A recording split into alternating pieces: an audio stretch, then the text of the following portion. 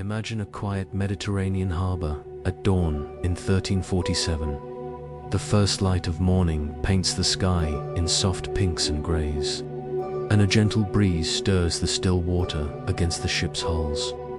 A lone Genoese merchant vessel drifts into port, laden with sacks of grain from distant lands. Seagulls wheel overhead, and fishermen begin their day. But no one notices the tiny travelers hidden in the ship's hold. Unseen by all, rats scurry quietly beneath the freight, and with them hitch imperceptible fleas carrying a strange, sleeping sickness. The scene is peaceful and ordinary, yet historians now know that a silent, deadly passenger has come ashore, a shadow spreading softly across Europe, from distant east to European shores.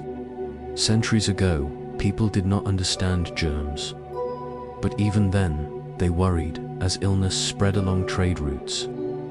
Modern scholars trace the origin of this mysterious plague to the far reaches of Asia, perhaps to China or the steppes of Central Asia. It quietly crossed the Silk Road and even rode in the Mongol armies. By 1346, a famous outbreak occurred in the Black Sea port of Kaffa, now in Crimea. According to chroniclers, besieging Mongol forces flung infected bodies over Kaffa's walls, and terrified Genoese traders fled by ship.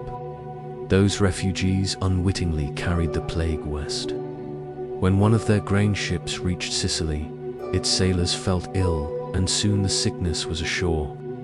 Thus, almost like a whispered secret, the epidemic had crossed from Asia into Europe by spring 1347. By that summer, it had spread through Sicily and into Italy. Trade ships and merchants carried it onward.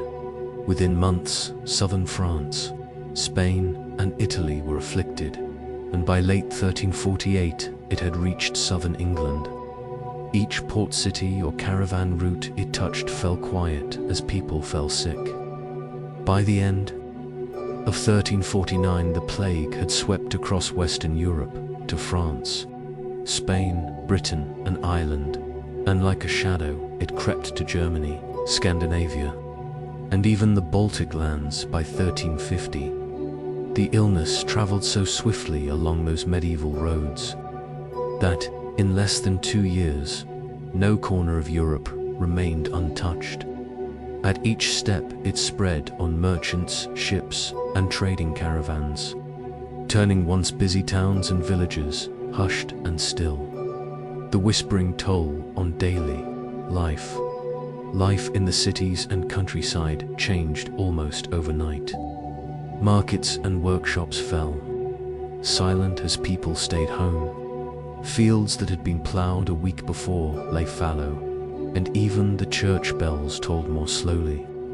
Neighbors shuttered their doors, tending only to their own households and to quiet, careful prayers. Medieval doctors and healers were powerless. They knew nothing of bacteria.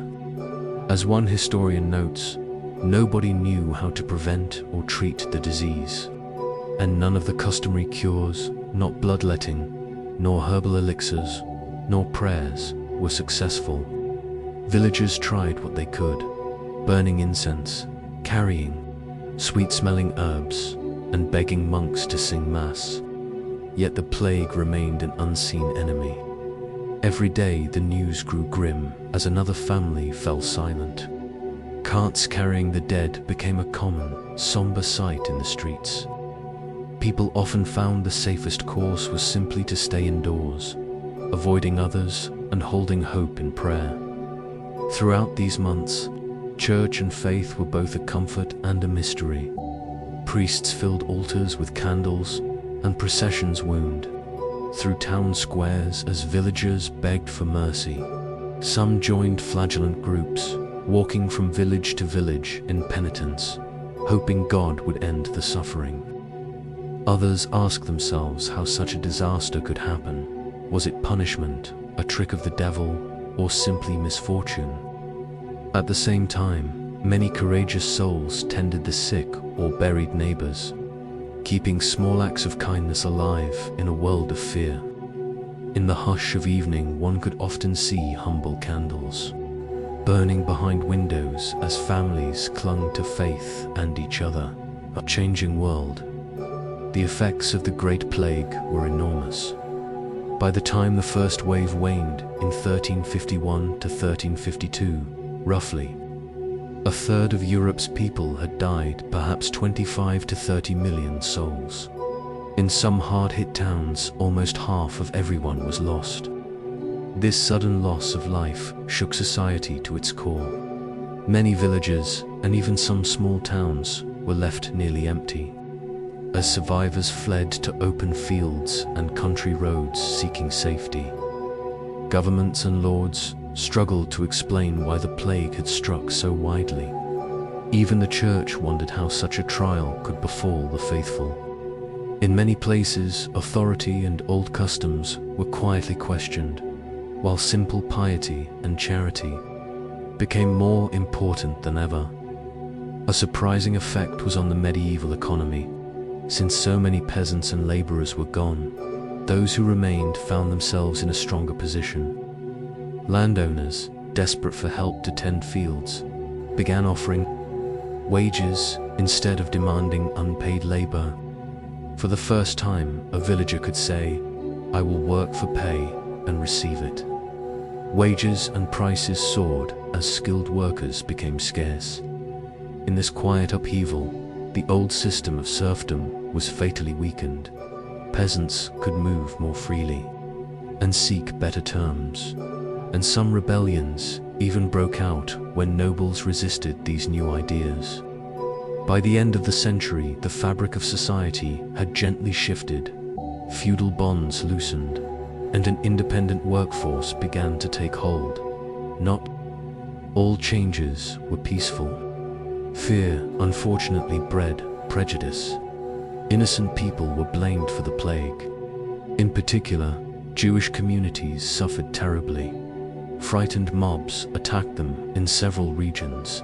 Thousands of Jewish families fled east toward Poland for safety. This led to deep shame later, and historians note it as one of the great injustices of the period. Despite such darkness, life did slowly resume its rhythms. Trade routes reopened, grain ships sailed again, and artisans returned to their work. Art and literature also changed. Painters depicted saints and the afterlife more often, reflecting on mortality and hope. Dawn after the darkness. Fortunately, the Black Death did not last forever. By 1352, the great wave of illness had mostly run its course. Scattered outbreaks recurred in later decades, but none were as devastating. Springtime eventually returned with new life. By the late 1300s, fields were green again and harvests grew bountiful. The long-absent children returned to play in the village squares. Historians tell us that daily life for most people gradually improved by the end of the 1300s. Because the population was smaller, those who farmed the land found more resources for themselves, and many peasants who remained became significantly better off. Even widows often kept their late husbands' farms longer than before, giving women a bit more independence than they had known. By century's end, the hum of daily life, church bells, market chatter, children's laughter, had returned to Europe. People had endured the darkest of nights and witnessed that, with time, each dawn brings new warmth and safety.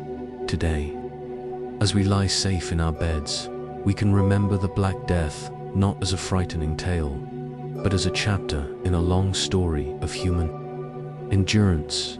Long ago, under these same stars, our ancestors saw the plague pass. In the end, healing and hope did come back to those medieval towns. Let the echo of that gentle dawn remind us that even after great troubles, the world becomes calm once more. As you drift to sleep, feel comforted that centuries of care, learning, and compassion followed those hard years. The night is quiet, now, and the terrors of the past are far away. Good night, and may your dreams be peaceful.